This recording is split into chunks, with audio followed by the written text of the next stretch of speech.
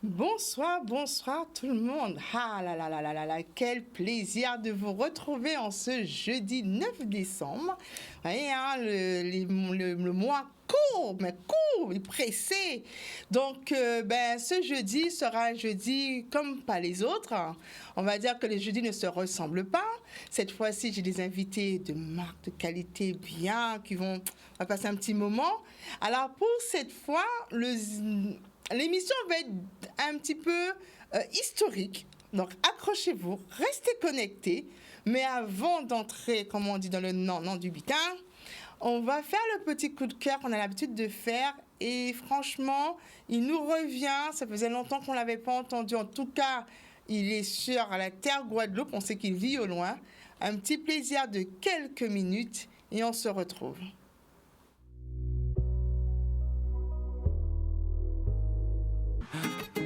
Hello, hello, hello. Moi te vini garder ça ou te café là. Pas déranger pour moi. T'ignon beauté spéciale ou qu'a dégagé là. Et puis des jours. T'ignon aura. Tout point, oh wa, dans point, puis que même senti moins là, ou pas moins tout, l'honneur respect moins te besoin, ou pas moins tout, pas moins chanter trouver moins, ou pas moins tout, même les moins te, en bas, ou pas moins tout. C'est pour ça moi aime ou plus fort.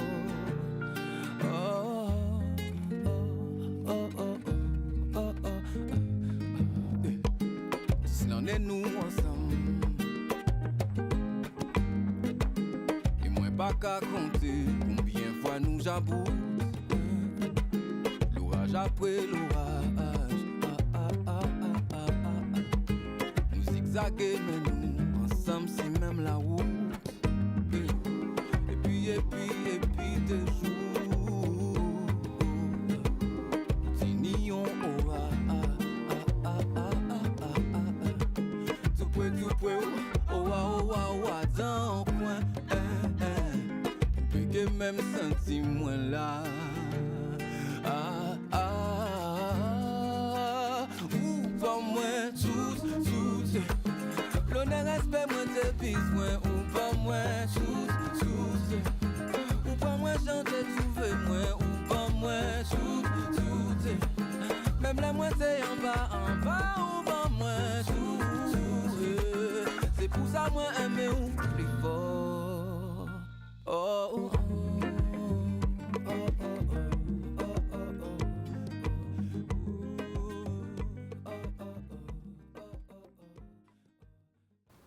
Vous l'avez reconnu, Éric Pédurand, donc c'est le petit coup de cœur de ce jeudi. Alors effectivement, il est en Guadeloupe, il va venir pour un concert unique, mais je ne vous dis pas tout parce que dans l'agenda, on parlera un petit peu plus de lui.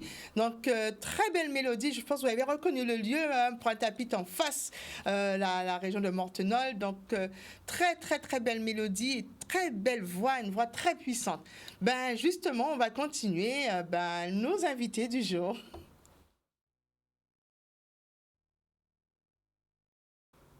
Alors aujourd'hui, elle va être un jour spécial.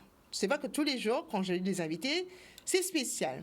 Mais plus particulièrement historique. J'ai tenu à faire venir ces deux personnes sur ce plateau parce qu'il faut savoir qu'on dit qu'on est une Guadeloupe plurielle et cette pluralité fait que ce métissage de la Guadeloupe fait de nous cette force qu'on a en nous, cette force, cette volonté, parce que comme on a dit, c'est des mains camarades en paquet, après on scelle main.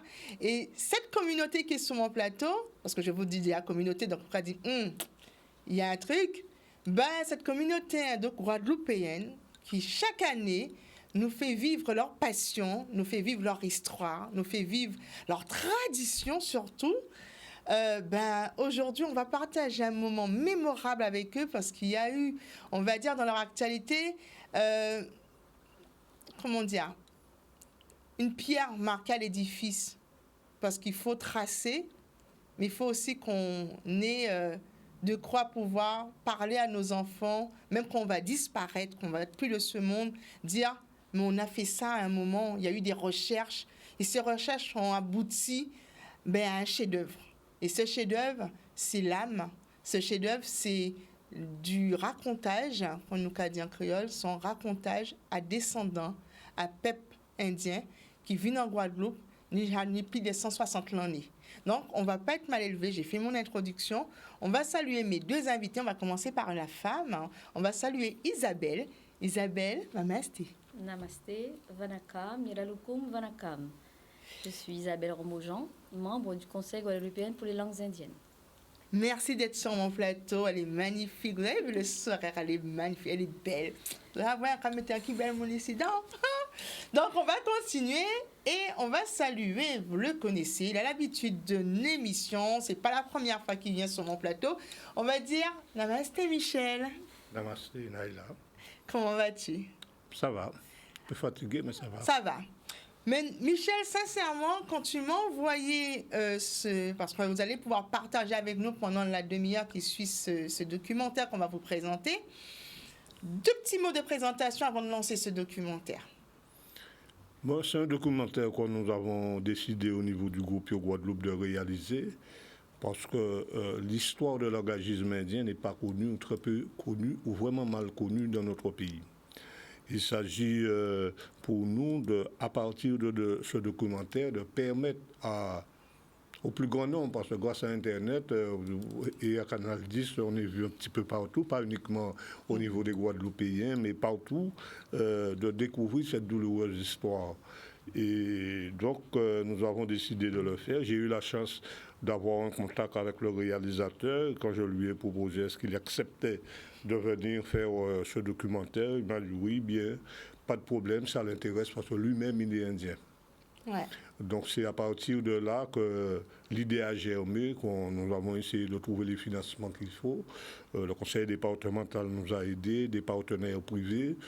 Et pourtant, ce n'est pas un budget qui est énorme, ça fait autour de 8 000 euros pour réaliser un documentaire de si grande qualité. Il est vrai que on lui a bien expliqué à ce réalisateur qu'on n'avait pas les moyens pour pouvoir passer les 8 000 ou les 9 000, mais bon, il était concerné par cette histoire qu'il voulait vraiment approfondir et découvrir et permettre au plus grand nombre de découvrir. Donc voilà comment l'idée a germé, comment nous l'avons réalisé. Ça fait 1 an que le dossier est bouclé, mais avec le Covid, on n'a pas pu le reproduire. On avait même moins des voix avec vous déjà. Oui, mais c'est comme on dit, chaque chose en son temps. Il faut être à toute chose. C'est qu'il faut pour tes feuilles. Alors, on ne va pas dire plus parce qu'il faut savoir que ce documentaire dure 35 minutes. Accrochez-vous. C'est vraiment un très beau documentaire. C'est vraiment, ça fait la 2e fois que je fais ce type d'émission avec Michel où on vous propose justement un documentaire, mais réalisé par des personnes de Guadeloupe. Vous allez reconnaître énormément de personnages, surtout des descendants des premiers Indiens arrivés en Guadeloupe. Donc, on ne le dit pas plus. On vous laisse regarder Guadeloupe, mémoire d'Indien d'engagisme. Mémoire indienne d'engagisme.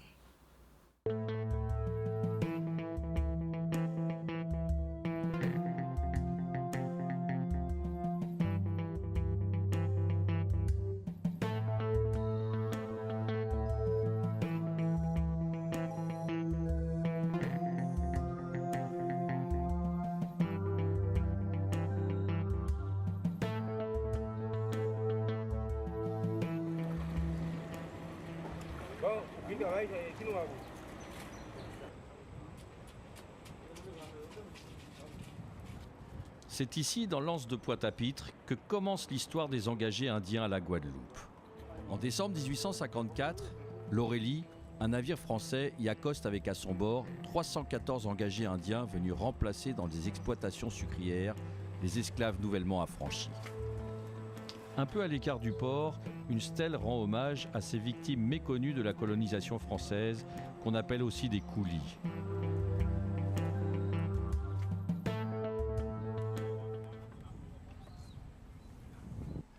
Michel Narayanin Samy est lui-même un descendant d'engagés. Aujourd'hui à la retraite, il se consacre à l'arboriculture. Il a acheté ce terrain et a décidé de planter des milliers d'arbres, notamment des essences indiennes.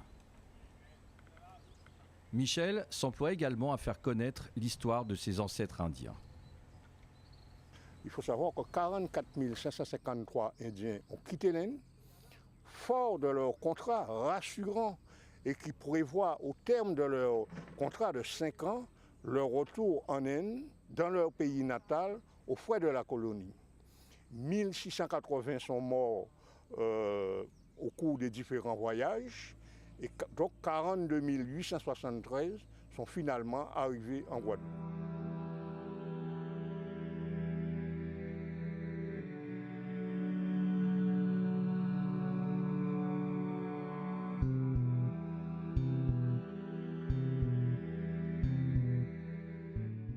Les bateaux sont aménagés pour accueillir dans l'entrepont les travailleurs engagés. Il s'agit souvent de paysans pauvres fuyant la famine, recrutés dans les campagnes reculées autour des ports de Pondichéry ou de Calcutta. Entre 1854 et 1889, ce sont plus de 93 convois d'immigrés indiens qui partiront. Le voyage sera long, les premiers bateaux feront escale à l'île de la Réunion.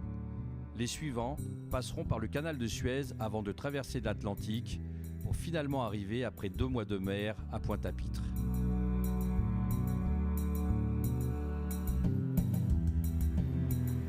Une fois débarqués, les Indiens sont mis en quarantaine, puis ils sont emmenés dans les usines ou dans les plantations de canne à sucre, chez les propriétaires qui ont passé commande de cette main-d'œuvre très bon marché.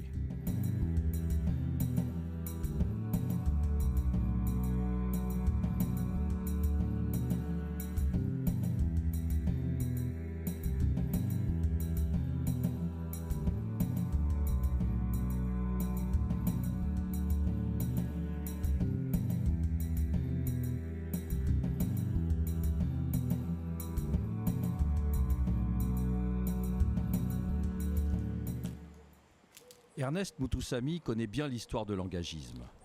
Il a écrit plus d'une trentaine de livres et de recueils de poésie sur ce sujet. On a fait appel aux Indiens, pas par générosité, ni par humanité, c'était pour sauver la culture de la canne à sucre. Et de fait, ici en Guadeloupe, l'engagisme a été une forme déguisée d'esclavage. Ça a été un asservissement et on a ramené en plein milieu du 19e siècle, la vie guadeloupéenne à ce qu'elle était en France au Moyen-Âge. C'est-à-dire, on a asservi les Indiens, c'était des serfs, et les colons étaient des seigneurs féodaux.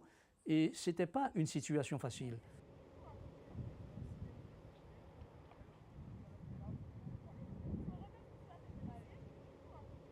Pour Brigitte Rode, conseillère départementale, les premiers engagés ont connu le même sort que les esclaves.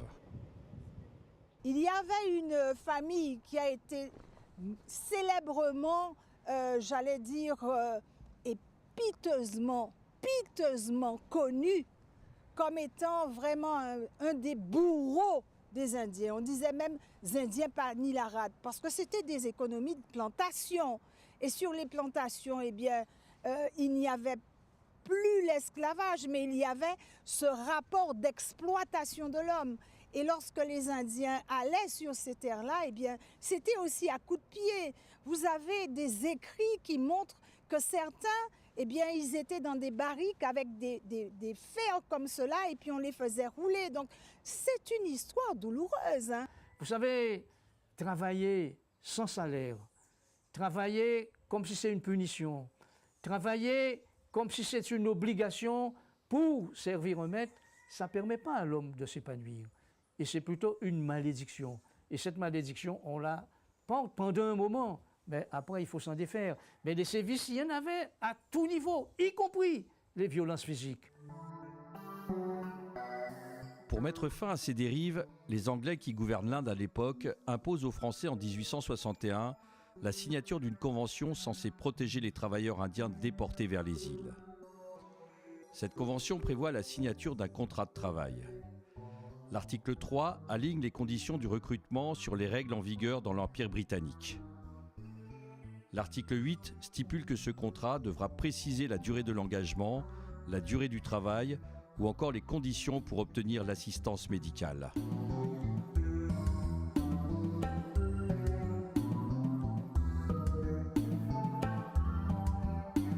Pendant très longtemps, les Britanniques ont suivi comment les choses se déroulaient, parce que l'objectif même de cette convention de juillet, il ne fallait pas que ce flux migratoire ressemble en rien à l'esclavage. Mais, comme je l'ai dit, sur le terrain, il y avait quand même des violences assez terribles qui étaient faites. Les contrats de travail reprennent toutes les directives imposées par la Convention de 1861. Ils sont assez précis. Par exemple, l'article 2 prévoit que la journée de travail ne pourra pas dépasser 9h30 et que l'engagé ne pourra pas travailler plus de 6 jours sur 7.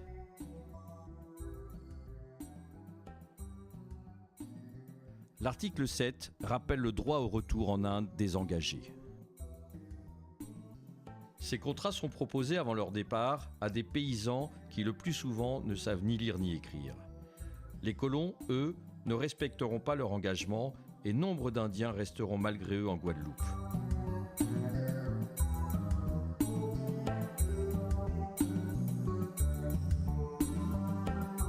Mon arrière-grand-père qui revient, qui était de Calcutta, il a été trompé comme ses cousins, comme des amis et comme d'autres, mais durant des décennies et des décennies. Michel part à la rencontre des descendants d'engagés et recueille leurs témoignages. L'habitation était en haut, sur la colline, là où on voit les pylônes. Il y avait des maisons, tout ça c'est démoli maintenant, mais il y avait plein de choses là-haut. C'était là l'habitation, les gens habitaient. Et ici, c'était que des cannes, on attachait les vaches, tout ça ici. C'est là, c'est là, donc c'est là qu'il met en l'eau, qui suicidé là. Et même, alors, ça c'est le puits de Saint-Bernard. Et là, ma grand-mère, mon grand-père, mes grands-parents m'ont toujours dit qu'il y a beaucoup d'Indiens qui se sont suicidés ici. À raison que quand les colons leur demandaient de faire quelque chose qu'ils ne voulaient pas, les Indiens disaient jamais, la mort plutôt. Alors, ils se suicidaient. C'était un moyen de se... Ils sautaient dans le puits et ils se suicidaient, quoi.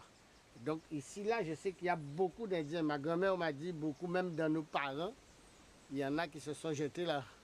Donc ce qui fait que c'est resté. Et jusqu'à aujourd'hui, mes enfants le savent, on en parle toujours de ça.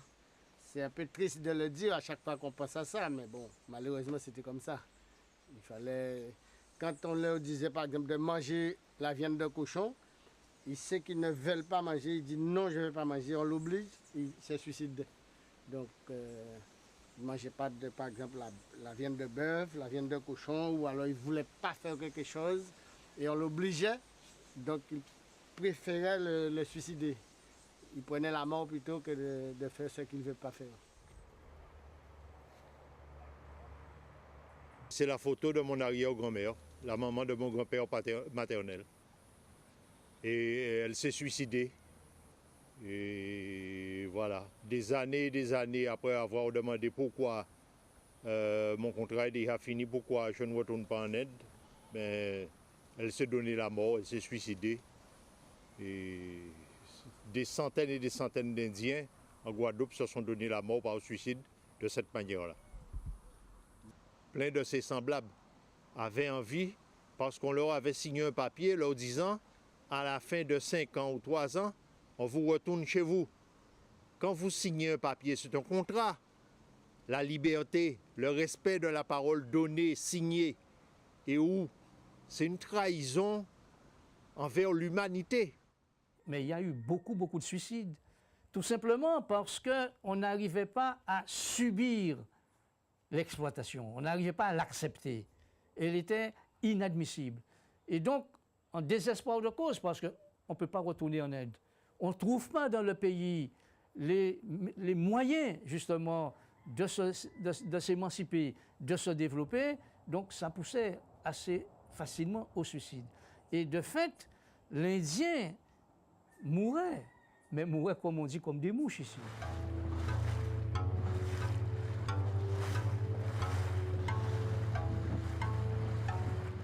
Au large de Basse-Terre, c'est dans ce décor de carte postale que les Indiens les plus récalcitrants sont enfermés par l'administration française.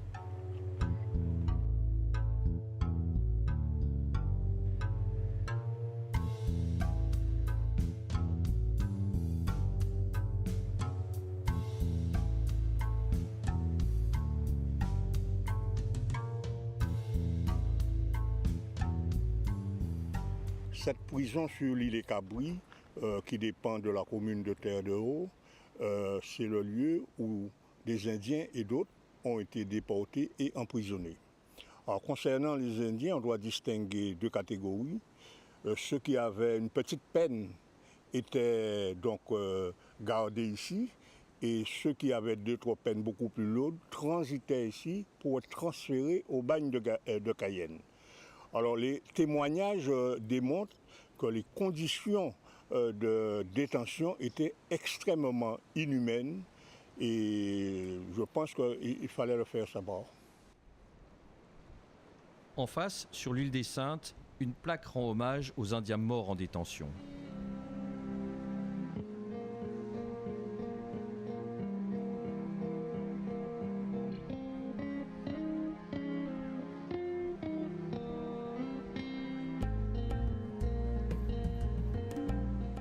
Pendant toute la période de l'engagisme, des milliers d'Indiens sont morts sur cette terre étrangère.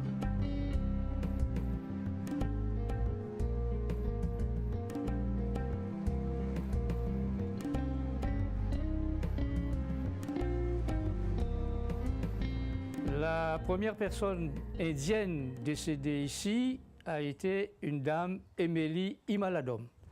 Elle est décédée 6 mois après son arrivée, le 9 juin 1855. Bien sûr, elle devrait être incinérée, c'est interdit.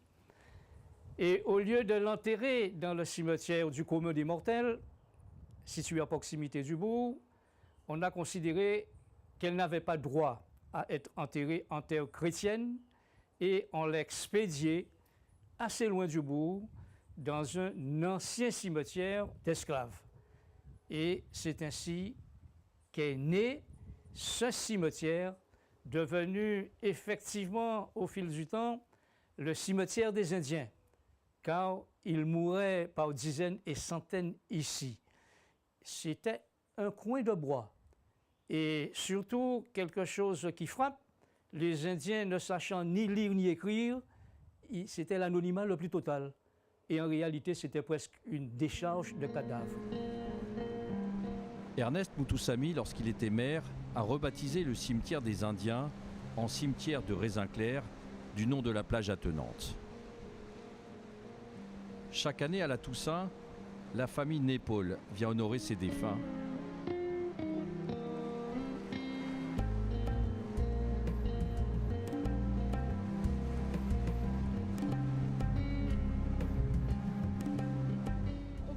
Nos ancêtres, on peut voir les gens, les personnes qui nous ont précédés, qui faisaient partie de notre famille. C'est ici qu'on rencontre tous les membres de notre communauté.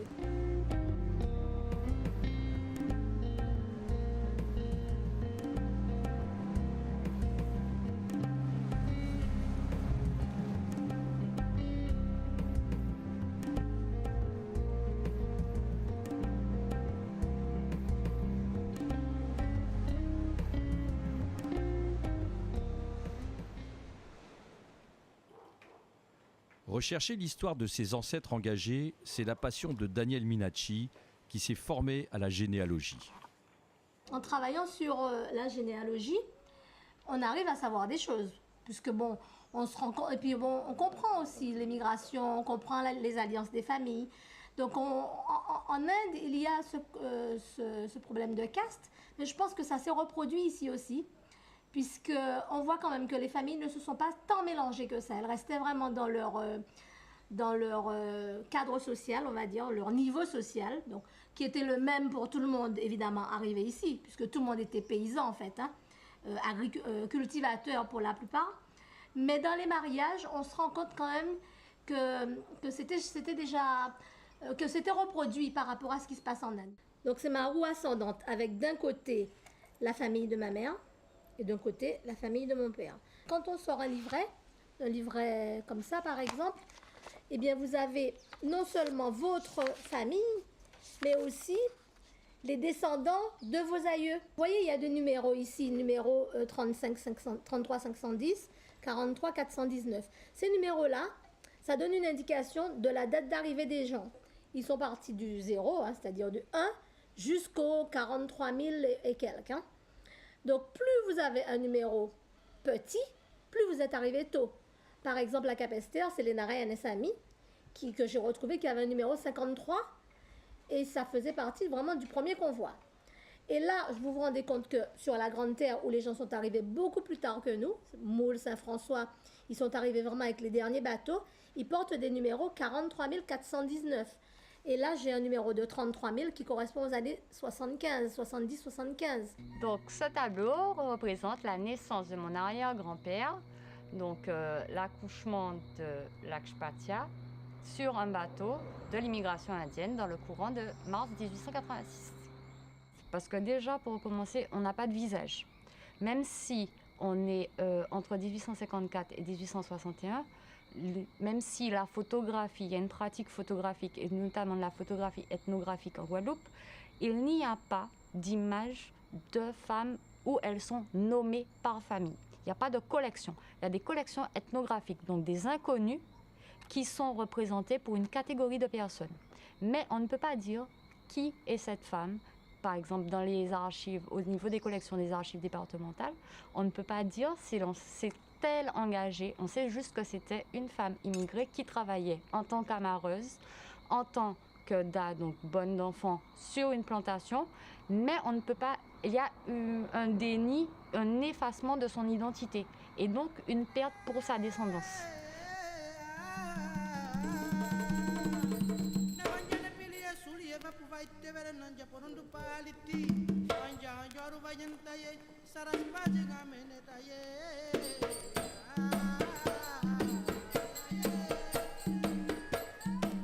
Mon aïeul est arrivé à part le dernier bateau Nantes-Bordeaux en 1889 et arrivé en Guadeloupe, lui était d'origine bengali, d'ailleurs Calcutta, on appelle ça des Calcutta, et avec un savoir-faire, un savoir-être.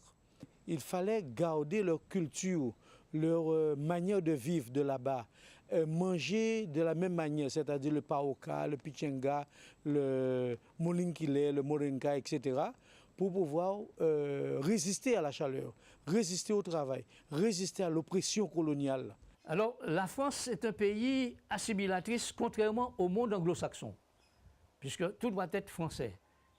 Seulement, l'Inde a eu une capacité historique extraordinaire de tout accepter sans jamais se renier. Et les Indiens en Guadeloupe ont suivi cet exemple, cette règle d'or. On accepte tout, jamais on se renie. Donc l'assimilation, on a tout fait. L'Église catholique et tous les instruments qui étaient au service de cette assimilation ont été utilisés, mais on n'a pas enlevé à l'Indien son âme, ni son patrimoine, parce que ce n'est pas possible. C'est la colonisation française qui veut ça, pour coloniser aussi l'âme, le mental, la manière de faire des gens, pas seulement leurs bras pour le travail, mais aussi, donc on les a forcés à être catholiques, à forcer à baptiser, à être baptisés. Et d'ailleurs, les évêques de l'époque disaient qu'il ne faut pas aller dans les temples hindous, il ne faut pas faire la pratique de l'hindouisme, sinon c'est excommunié.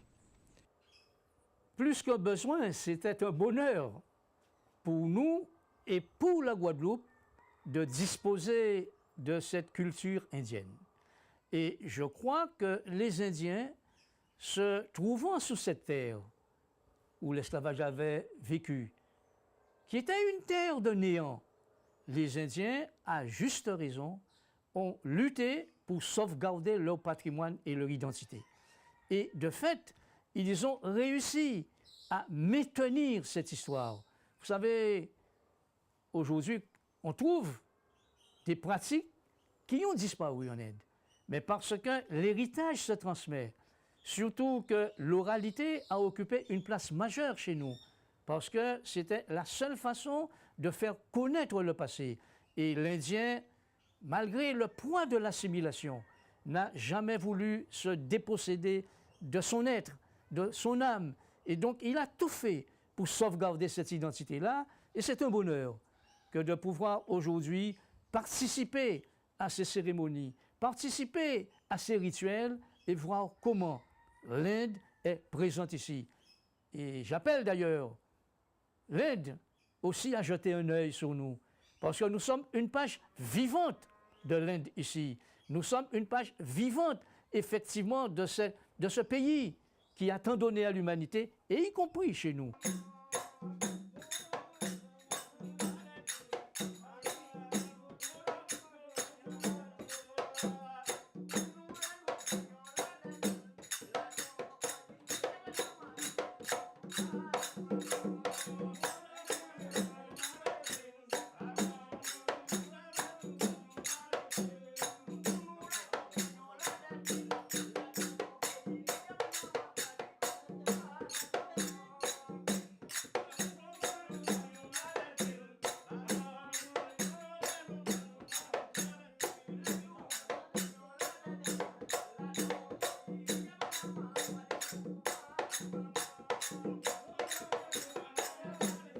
Alors le Samblani, c'est un rituel pratiqué donc par la communauté d'origine indienne de Guadeloupe, où nous honorons effectivement tous nos défunts. C'est-à-dire c'est un moment où toute la famille se réunit, des membres qu'on n'a pas vus depuis effectivement pas mal de temps, disons l'année écoulée, et nous offrons aux défunts tout ce dont ils aimaient. Voilà. Donc accompagné d'un fond sonore musical, de chants religieux.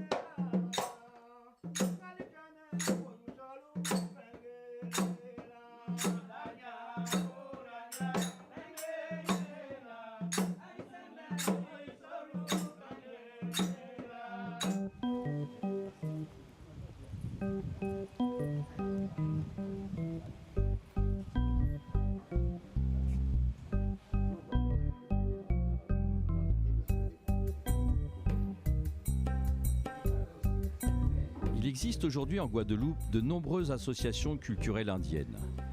Ici, bien sûr, on raconte l'histoire de l'engagisme, mais on essaye aussi de faire connaître la culture indienne tout en revendiquant l'intégration en France et le mélange des cultures.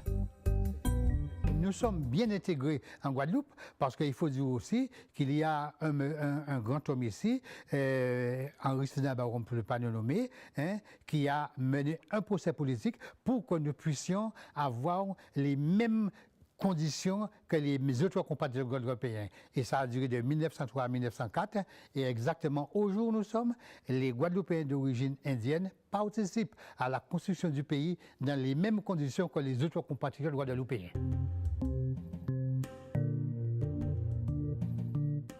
Henri Sidambarom est un homme politique d'origine indienne qui, après un procès qui durera 20 ans, obtiendra en 1923 la nationalité française pour les Indiens de Guadeloupe et leurs descendants.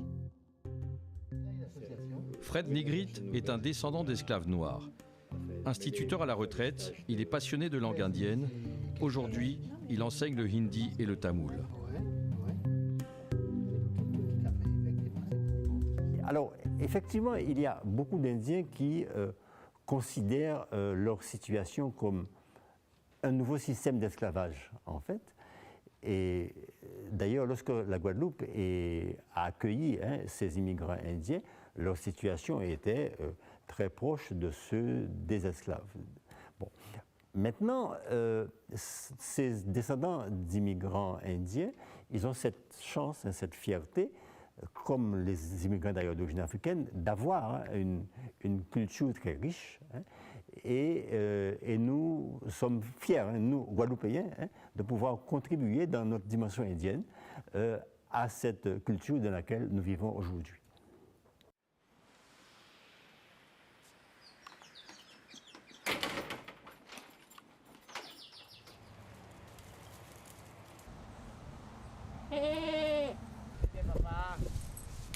Il y a aujourd'hui environ 55 000 personnes d'origine indienne à la Guadeloupe, sur une population totale de près de 400 000 habitants. Les descendants d'engagés sont en majorité des agriculteurs ayant pu racheter de la terre aux colons à la fin de l'engagisme au début du XXe siècle, une terre qu'ils ont su enrichir et exploiter. Viens manger, viens.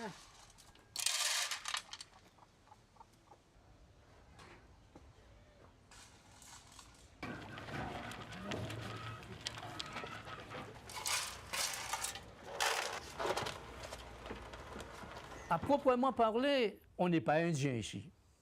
On est originaire de l'Inde, mais on est d'abord guadeloupéen. Guadeloupéen avec des racines indiennes, et en précisant que cette racine indienne est une des 4 racines qui font l'homme guadeloupéen aujourd'hui. La racine amérindienne, la racine européenne, la racine africaine et la racine indienne. C'est ça le guadeloupéen. Et l'Indien, enfin le Guadeloupéen d'origine indienne, il doit faire vivre cette racine-là et l'ancrer au mieux dans le sol et dans l'âme de son pays. Je considère que l'indianité a sa place ici dans la culture guadeloupéenne. Et c'est vrai que le travail n'est pas fait. Il est vrai que peut-être les premiers responsables sont aussi les Indiens, parce qu'il faut qu'ils mettent en valeur ce patrimoine culturel. Mais il y a bien sûr une volonté dominatrice et on subit cette loi de domination de la majorité et l'indianité, la culture d'origine indienne, la spiritualité, tout ça est un peu marginalisé. Je le regrette parce que c'est avec ces atouts, ces éléments que le Guadeloupéen sera encore plus grand. Et la dimension universelle qu'il porte en lui ne peut pas être une dimension infirme. Il faut qu'elle traduise effectivement tout le capital constitutif de l'identité guadeloupéenne. Donc l'indianité a sa place et une place pleine et entière. Même si les Indiens revendiquent leur intégration dans la société guadeloupéenne, ils n'oublient pas qu'ils font partie des victimes du système colonial français. C'est une histoire douloureuse. Notre construction en Guadeloupe relève de douleur, relève de sueur, relève de sang, relève de travail. Et c'est toujours l'exploitation du système français contre ceux qui ont été mis en esclavage, les Africains, les déportés africains qui sont devenus créoles, puis contre ceux que l'on a trompés en tant qu'Indiens venant pour l'engagisme, et ainsi de suite.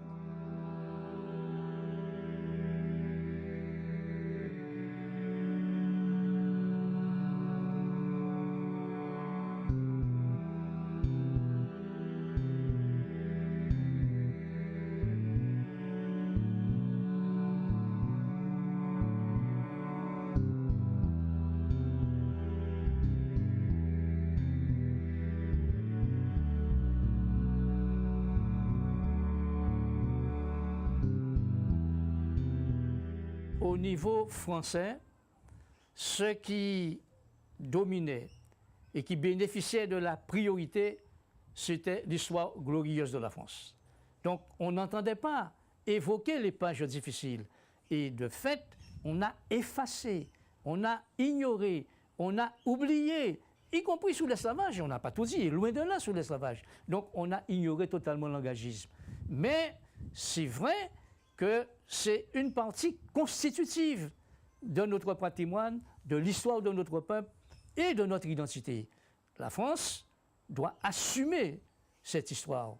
De même que nous devons assumer totalement notre histoire. Et c'est pourquoi je dis à mes compatriotes, oui, il faut se plaindre, la France, mais commençons nous-mêmes par faire ce qu'il y a à faire, les recherches, pour que nous puissions faire connaître au monde la vie qui a été celle de nos ancêtres. Par conséquent, cet engagisme-là, où aujourd'hui on ne sait pratiquement rien, eh bien, il faut le mettre à l'ordre du jour et il faut qu'il soit connu et qu'il devienne une page de notre histoire.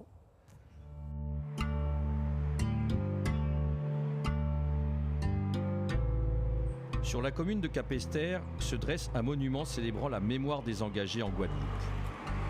Ce monument en marbre d'architecture indienne a été financé par les Indiens de l'île. Mais ces 45 000 Indiens arrivés à partir de 1854 sont-ils vraiment venus remplacer les esclaves ? Sur cette courbe, on peut voir que le nombre de travailleurs dans les plantations baisse significativement juste après l'abolition de l'esclavage. Mais on retrouve pratiquement les mêmes effectifs en 1853, avant l'arrivée des engagés indiens.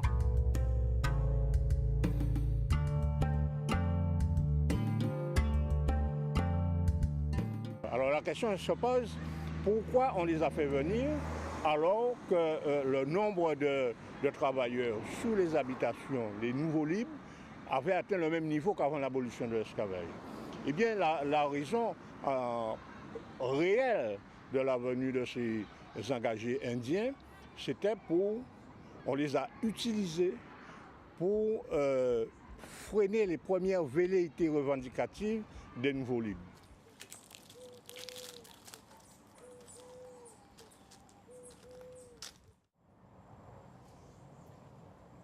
Je ne ferai pas le procès de l'histoire de la France, mais ce n'est certainement pas une histoire glorieuse pour les peuples d'ailleurs. Et tous les peuples qui ont eu à subir la France, mais dans sa globalité, ont souffert. Et ont souffert durement, tant et si bien que l'esclavage, où l'homme n'était pas un être humain, en définitive, s'est pérennisé au niveau des mentalités, au niveau des structures. Et de fait, aujourd'hui, c'est vrai qu'il y a l'émancipation, c'est vrai qu'il y a l'épanouissement, mais on n'a pas tout effacé. Et il y a encore des choses qui restent dans la société et qui rappellent ces temps difficiles et qui sont de mauvais souvenirs. Mais enfin, on doit quand même considérer que la France, pays du droit de l'homme, ne doit pas faire l'impasse sur ce qui est son histoire, c'est-à-dire ces pages tragiques du peuple français. Maintenant, à chacun sa conscience. À chacun sa conscience.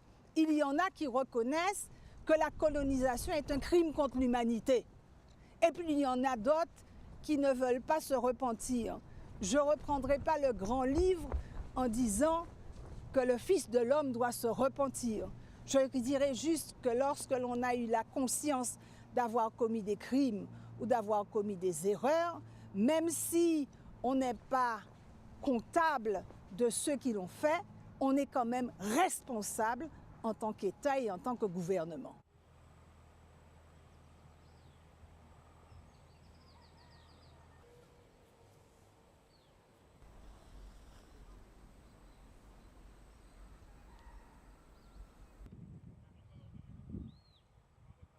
Ce qui est un peu frustrant, c'est de voir 166 ans après l'arrivée des premiers Indiens, les autorités françaises, jusqu'à ce jour, n'ont jamais parlé de cette histoire douloureuse qui fait partie de l'histoire coloniale de la France.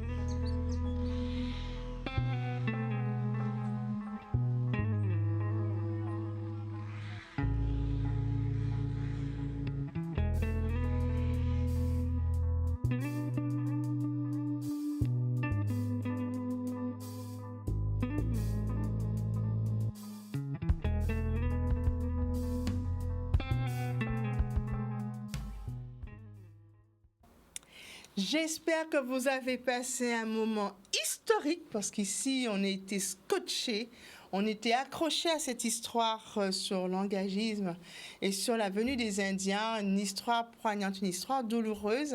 Donc, on va se retourner rapidement parce qu'on arrive, c'est vrai que l'heure a court, mais on va aller vers Isabelle parce qu'Isabelle est venue sur le plateau avec des éléments justement qui représentent le patrimoine de la communauté indienne. C'est-à-dire qu'avec toutes ces traditions par lesquelles ils sont partis, on dit que ça fait plus de 160 ans arrivé, 1800. Et aujourd'hui, cette tradition se perpétue, ça demeure. Donc, on va laisser la parole à Isabelle parce qu'elle nous a ramené tellement de choses et on a envie de tout découvrir avec elle aujourd'hui. Alors, on va commencer par la table d'Isabelle, une très belle table, franchement, en couleur. Voilà, donc j'explique un peu. Donc, pour consolider tout cela, donc les Indiens ont ramené et gardé la force avec nous, la résistance. Il y a déjà les étoffes, le trait, donc pour pouvoir faire des offrandes aux divinités lors de cérémonies, de rituels. J'ai emmené le dieu Nataraja, donc symbolique de la danse cosmique.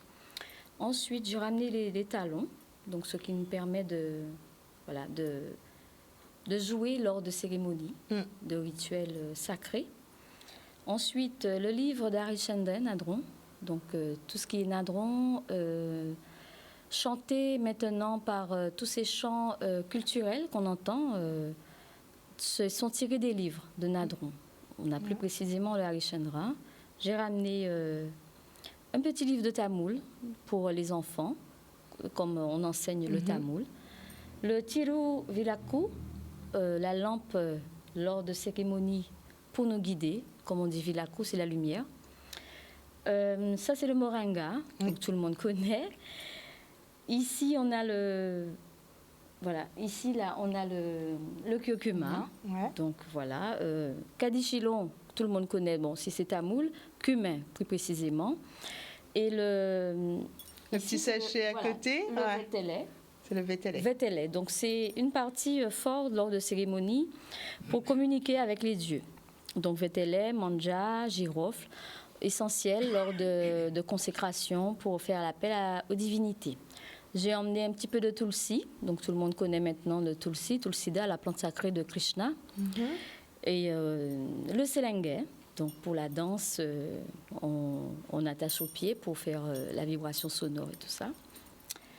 Voilà. Et puis tapu, effectivement, il y a des instruments. Des instruments. Donc l'instrument tapu, c'est l'instrument quand on appelle les dieux, les divinités. Donc la peau de cabri tannée, reposant sur le socle en fer, arrondi, ce qui permet de faire sortir les sons aigus et graves.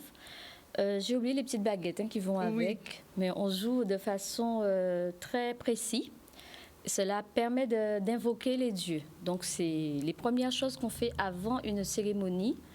On invoque les dieux par le tapu. Ensuite, on a le matalon, donc tambour à deux faces.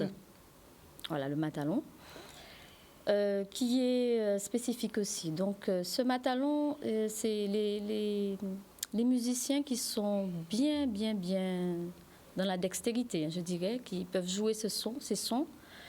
Et c'est toujours pour le côté sacré, le côté culturel, les chants, tout ce qui est attrait à la musique. Donc, je l'ai accompagné du talon. Donc, le talon marche avec le matalon. Donc, tant qu'on n'a pas le son du talon, on ne peut pas jouer comme ça le matalon. Et pour faire toute cette ambiance sonore musicale. Voilà. Alors, c'est vrai qu'on arrive rapidement vers la fin. Alors, vraiment, un petit mot, parce que c'est vrai que là, il va falloir qu'on rende l'antenne. Je vois que tout le monde est super satisfait de cette émission. Donc, vous pourrez le retrouver, bien entendu, en replay sur Canal 10, sur le Facebook de Canal 10. Vous pouvez aussi le taper sur YouTube. Ça s'appelle « Mémoire indienne ». D'engagisme, donc vous le trouverez aussi. Et puis, justement, on te laisse le mot de la fin, Michel, parce que il faut clôturer. Oui, d'abord, je voudrais remercier Canal 10 d'avoir accepté de diffuser ce documentaire, ce qui permet, comme je l'ai dit tout à l'heure, à beaucoup de Guadeloupéens, mais au-delà même des frontières de Guadeloupe, de découvrir cette histoire. Ce documentaire, il est certain, en 35 minutes, on ne pouvait pas tout évoquer. Ouais. On a pris ce qui nous paraissait essentiel pour une bonne connaissance de cette histoire, mais je pense qu'il faudra un jour ouvrir le débat sur le non-rapatriement et la naturalisation forcée des Indiens. J'espère que c'est moi, mais d'autres prendront le relais pour pouvoir réaliser un documentaire là-dessus. Je crois que le chemin est bien pris. Hein? Le chemin est tout tracé là. Voilà, donc il faudra le faire parce qu'il y a des non-dits. Lorsqu'on regarde dans cette affaire quels sont les perdants, quels sont les gagnants, il y a 3 gagnants. L'État français qui n'a plus à subir les injonctions des autorités britanniques pour le respect de la Convention internationale de juillet 1861. On a le conseil général à l'époque qui n'a plus à inscrire de budget pour l'immigration. Et on a surtout les engagistes qui sont plus tenus par le contrat de travail, c'est-à-dire les loger, les héberger, et les soigner, et les payer, et surtout les rapatrier. Donc, il y a un sujet important qui doit être traité. Je ne sais pas si on va le faire, mais en tout cas, on le pointe du doigt pour essayer de découvrir de manière plus précise ce qui s'est passé. D'accord. Ben, on va rester sur ça, effectivement. On remercie tous ceux qui ont suivi, mais avant, l'agenda du jour. Rapidement.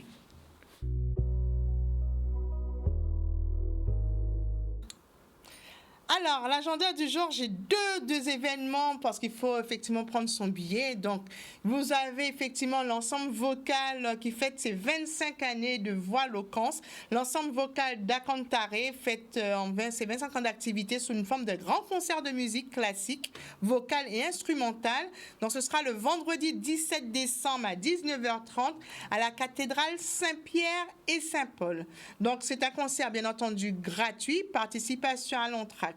Donc, retenez cette date, Saint-Pierre et Saint-Paul de Pointe-à-Pitre, grand concert de l'ensemble vocal d'Akantaré. Ce sera le vendredi 17 décembre à 19h30.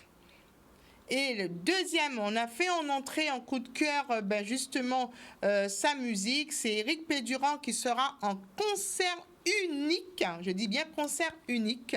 Éric Pédurand, le même vendredi 17 à 21h. Au New Paris, justement, il est venu, c'est exceptionnel. On sait qu'il ne vit pas en Guadeloupe, mais que pour nous, il est là. Il sera présent. Portez mon œuvre. Alors, il est 16h53 minutes. Je remercie tous ceux qui nous ont suivis. Il y a eu des questions. Effectivement, il y a eu dans le documentaire Le Fort d'Elgrès à un moment. Je pense que c'est où parlait Madame Rod. On m'a demandé c'était qui cette dame. Il y a eu aussi beaucoup d'images sur la ville du Moule.